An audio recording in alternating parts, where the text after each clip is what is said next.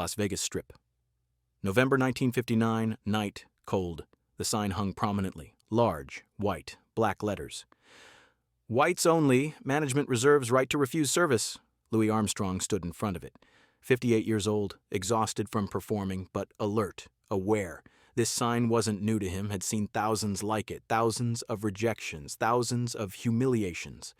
Dean Martin stood beside him, 42 years old, face red with anger. "Pops, we're not going in there. Let's find somewhere else. These people don't deserve your business." Louis smiled, that familiar Satchmo smile, but something different behind it tonight, something determined. "Dean, I play for thousands of white people every night in this city. Make them happy. Make them dance.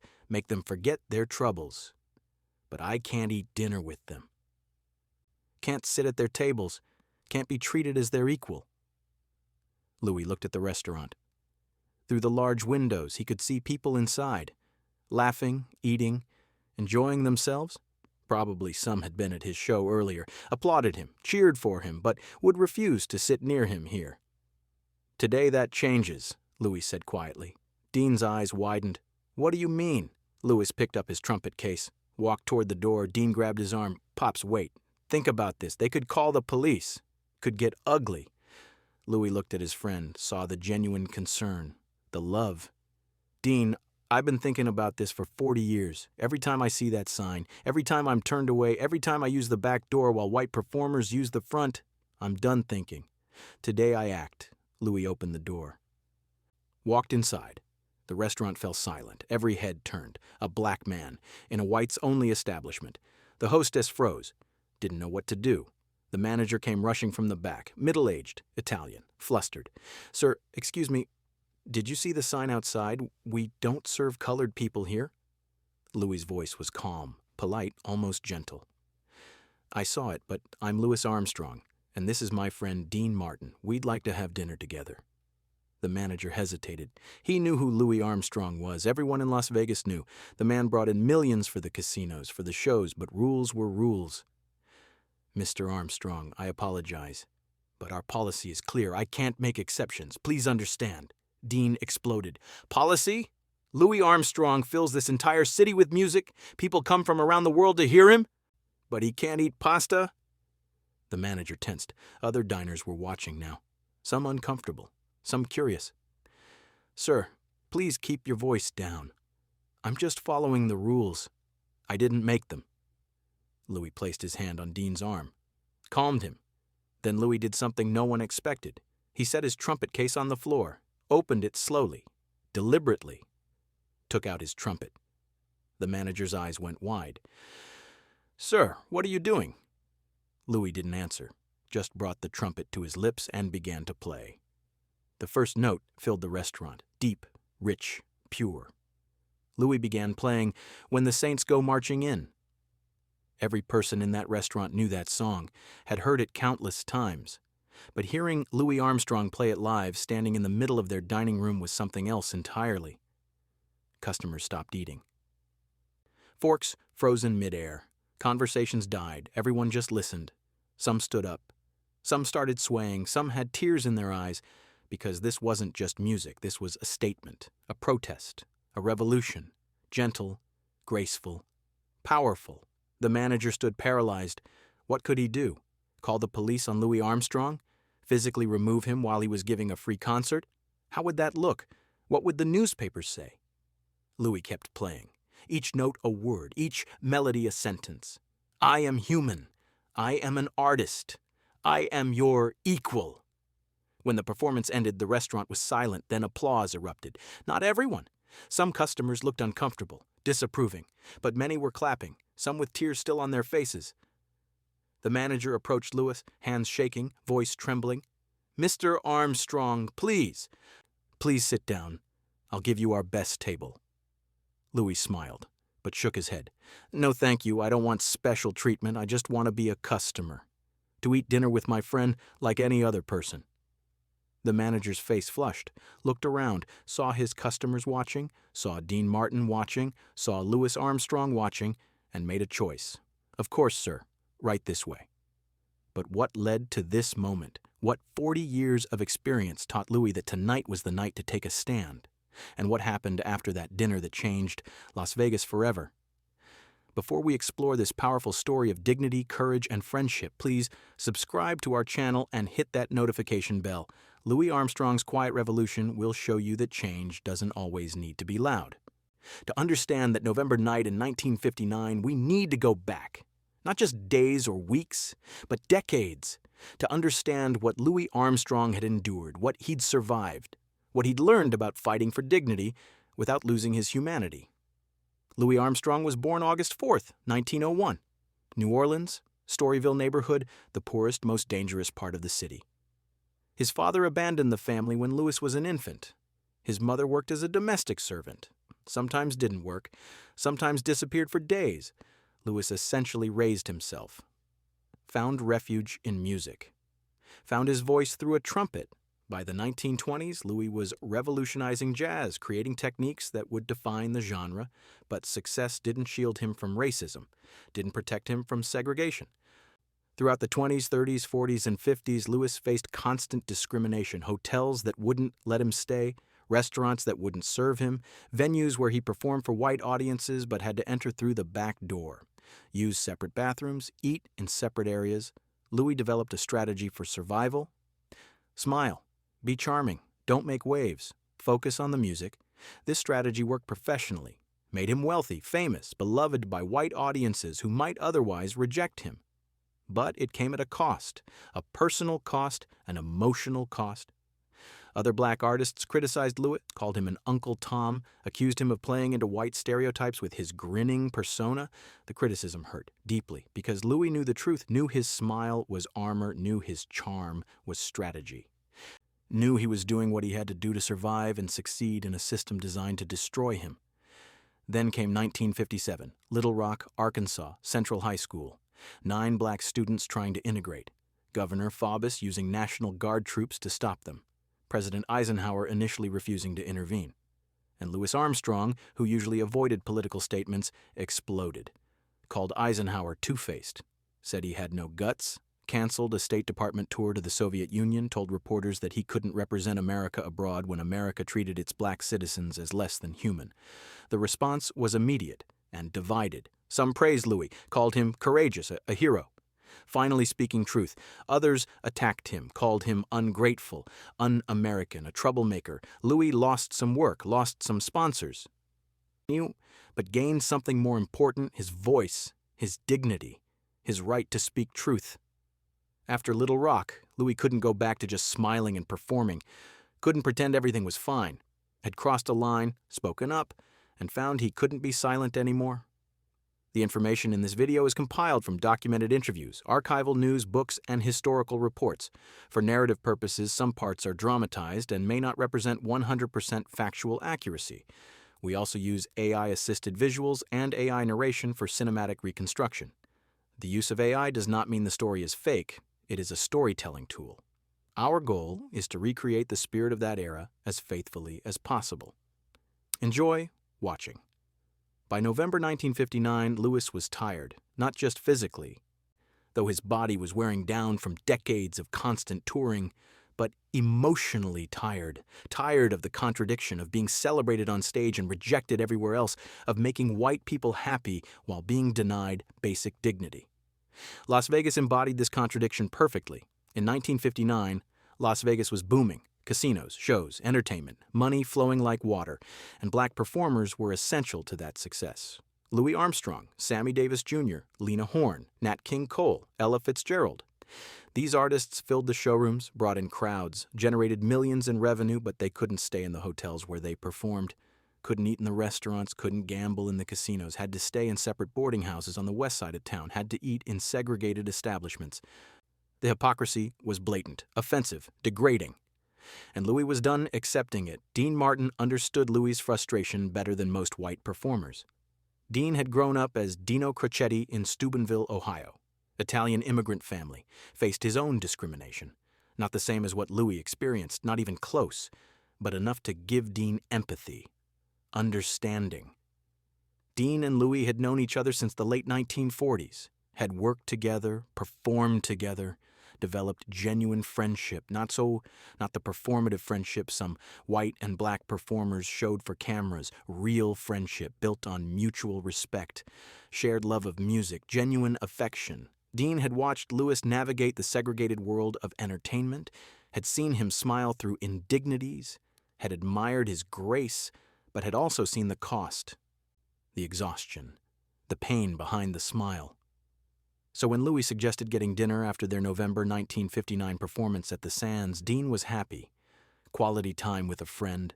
They'd been performing separately that night, Louis with his all-stars, Dean with the Rat Pack. Both shows had gone well, audiences enthusiastic, energy high. Dean knew a new Italian restaurant on the Strip, had heard good things, suggested it to Louis. Louis agreed. Neither mentioned the possibility of problems. Both knew, but didn't discuss. That was how things were in 1959. You knew the rules, knew the limitations, usually worked around them. Found the establishments that would serve black customers, avoided the ones that wouldn't. But this night was different. Louis had decided something, hadn't told Dean yet, but had made a choice. Tonight, he wouldn't work around the rules. Tonight, he would challenge them. Have you ever had to choose between keeping the peace and standing up for what's right?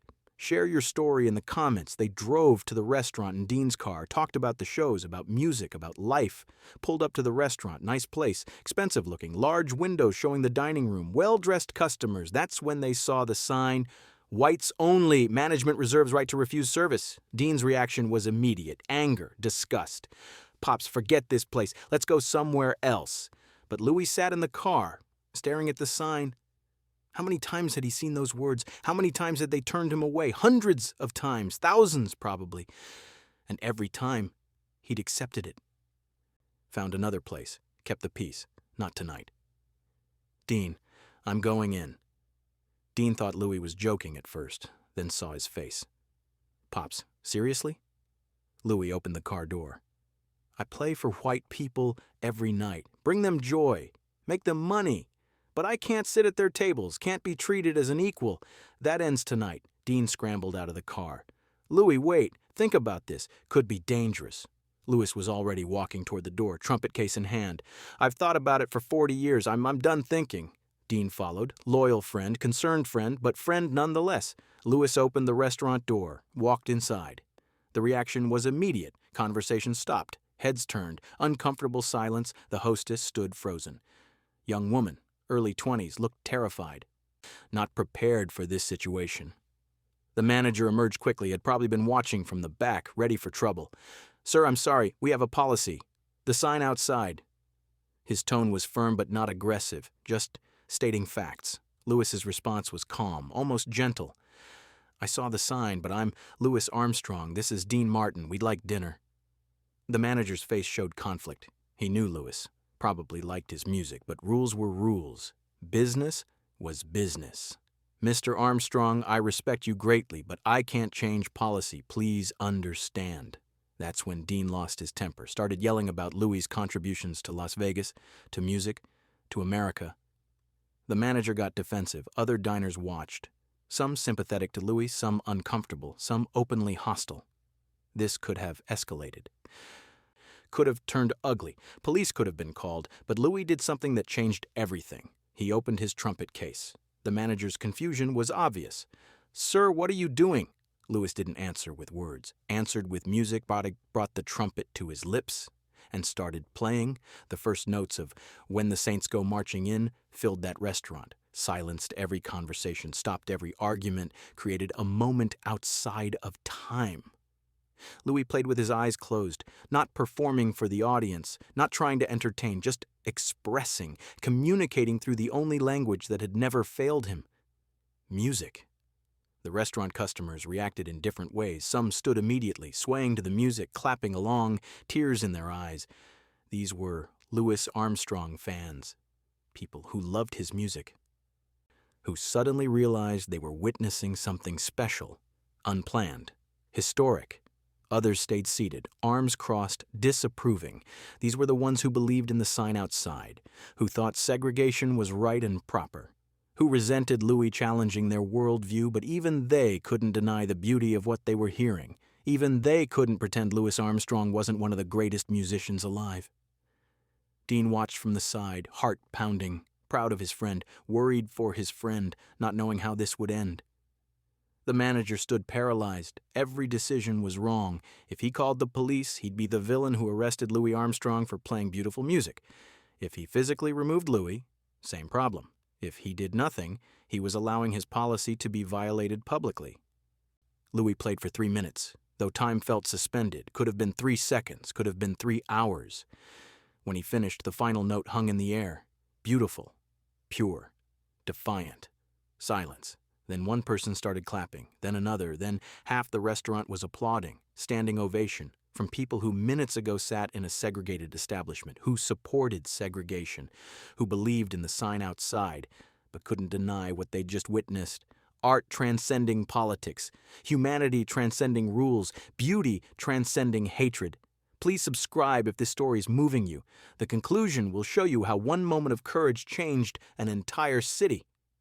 The manager's face was pale, hands shaking. He'd just witnessed something he couldn't control, couldn't stop, couldn't undo. Louis lowered his trumpet, looked at the manager, waited. The manager glanced around, saw his customers watching, saw Dean Martin watching, saw the moment requiring a decision. "Mr. Armstrong," his voice was quiet, almost defeated. Please sit down. We'd be honored to serve you." Louis could have been triumphant, could have been smug, could have rubbed the victory in the manager's face. Instead, he was gentle, kind even. "I don't want special treatment, don't want the best table, don't want to be honored, just want to be a customer, just want to eat dinner with my friend, like any other person." The manager understood. This wasn't about special privilege. It was about basic dignity, basic equality, basic humanity. "Of course, sir, this way, please." He led Louis and Dean to a table. Regular table, nothing special. Handed them menus, took their drink orders. Tried to act normal, but his hands still shook. Louis and Dean sat down. Dean was still processing what had just happened. "Pops, that was incredible, but also terrifying. What if he'd called the cops?" Louis smiled, tired but genuine. "Then the cops would have arrested Louis Armstrong for playing his trumpet. How would that look in the newspapers?" Dean laughed, relieved. "You had this planned all along, didn't you?" Louis shook his head. "Not planned. Just knew I couldn't walk away from that sign anymore. Knew tonight was the night to stop accepting, to start demanding." They ordered food, Italian specialties. The kind of meal Louis had eaten countless times in segregated establishments on the other side of town, but never here, never in a place like this. As they ate, other customers approached. Some wanted autographs. Some wanted to apologize. Some just wanted to tell Louis how much his music meant to them. Louis was gracious to everyone, signed autographs, shook hands, made people feel comfortable. Even the ones who'd looked uncomfortable earlier. Because that was Louis's gift. Making people feel good. Making them better than they were. The manager stayed away. Embarrassed, probably. Conflicted, definitely. When Louis and Dean finished dinner, the manager brought the check. Louis started to reach for his wallet. The manager stopped him. "No charge, Mr. Armstrong. Your performance was payment enough." Louis shook his head, pulled out cash, left it on the table with a generous tip. "I'm a customer. Customers pay. That's equality." The manager took the money, nodded, understanding the lesson. Louis and Dean stood to leave. The manager walked them to the door. At the entrance, he paused, looked at the sign outside. "Mr. Armstrong, I'm going to take that sign down. Tonight, it was wrong. I was wrong." Louis put his hand on the manager's shoulder. "Thank you. That means a lot." The manager's eyes were wet. "No, thank you. For showing me. For teaching me." Louis and Dean walked to the car, both silent, processing. Then Dean spoke. "Pops, you just changed that man's life. Changed that restaurant. Maybe changed this whole city." Louis shrugged. "Maybe. Or maybe just gave one person the courage to do the right thing. Sometimes that's enough." The next morning, the sign was gone. In its place, a new sign. "All welcome, music lovers especially." Word spread quickly. Louis Armstrong had walked into a whites-only restaurant, had played his trumpet, had changed the policy. Other restaurants noticed. Some removed their signs quietly. Didn't want to be the next place Louis Armstrong challenged. Some kept their signs. but felt pressure, public opinion shifting. The 1960s were coming, civil rights movement gaining momentum, and small acts like Louis' were adding up, creating change. In the years that followed, Dean Martin talked about that night often, in interviews, at parties, to friends. Louis showed me that activism isn't always about anger, isn't always about confrontation. Sometimes it's about grace, about using your gifts to illuminate truth, about making people see their own humanity. Dean would get emotional talking about it. Louis could have been angry, could have yelled, could have made a scene. Instead, he played beautiful music, made people feel something, made them see him as a person, as an artist, as someone deserving of respect. When Louis died in July 1971, Dean was heartbroken, lost one of his closest friends. At the funeral, Dean couldn't speak, too overcome with emotion. But later, at the reception, Dean told the story, the restaurant, the sign, the trumpet, the change. Louis fought a war without weapons, Dean said, armed only with his trumpet and his smile. And he won. Won hearts, won minds, won dignity. That night in 1959, I watched my friend wage a revolution, gentle revolution, musical revolution, but revolution nonetheless. The restaurant remained integrated, became known as the place Louis Armstrong changed, a landmark, a symbol. The manager never forgot that night. Years later, when interviewed, he said, "Louis Armstrong taught me that rules are made by people, and people can change them. I'd spent years hiding behind policy, behind tradition, behind what I was told was right. Then Louis walked in and showed me the truth, that denying someone service because of their skin color wasn't policy, was cruelty, was wrong, and I had the power to stop it." The impact rippled beyond that one restaurant. Other establishments in Las Vegas began quietly integrating, not because of laws wouldn't change for years, but because of pressure, social pressure, economic pressure, moral pressure. Black performers like Louis Sammy, Nat, and Ella were the backbone of Las Vegas entertainment. Excluding them from public accommodations while profiting from their talent became increasingly indefensible. Change came slowly, imperfectly. But it came.